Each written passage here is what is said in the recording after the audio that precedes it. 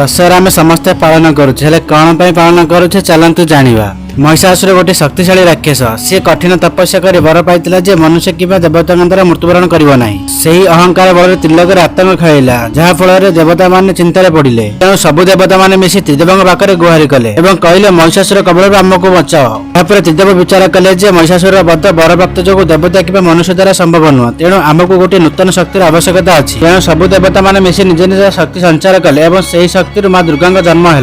माँ दुर्गा रूप अत्यंत भव्य और शक्तिशाली थिला एवं 10 भुजारे विभिन्न प्रकार अस्त्र शस्त्र थिला यथा भगवान विष्णु चक्र महादेव त्रिशूल और इंद्र वज्र एवं माता दुर्गा वाहन रूपे सिंह को चयन करथिले।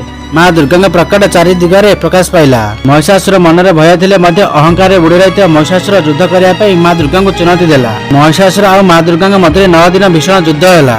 युद्ध में महिषासुर विभिन्न प्रकार रूप नहीं माँ दुर्गा को भ्रमित करने चेष्टा करथिला किंतु माँ दुर्गा महिषासुर माया बुझीपारी सामना करते जहाँफल महिषासुर सेना को माँ दुर्गा निजर अस्त्र शस्त्र पूरा सेना को नष्ट करते।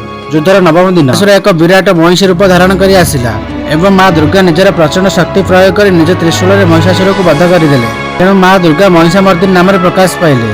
से 9 दिन पर्यंत माँ को 9टी रूप पूजा कर महिषासुर उपर विजय पाई आम से खुशी विजय दशमी दशहरा सब वर्ष पालन कर। वीडियो भल लगी चैनल को सब्सक्राइब और लाइक करंतु।